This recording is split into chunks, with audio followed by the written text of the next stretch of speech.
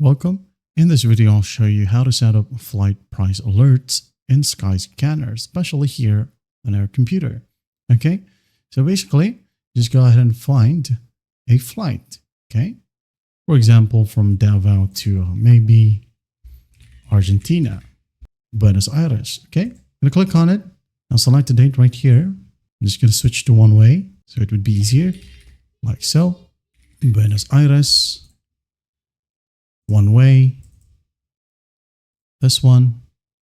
I'm going to hit on apply, hit on search.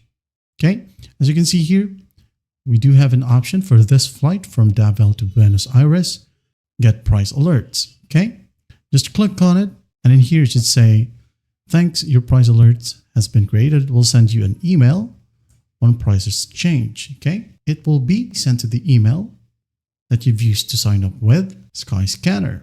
Okay, how do we check that? Go ahead and go to your profile right here at the top right. Just click on it, and then here you have your email. Okay, and if you want to get the latest travel deals, news, and inspirations sent straight to your inbox, go ahead and tick on this checkbox right here. And once done, you're good to go. Well, I hope this video helps, and I'll see you in the next one.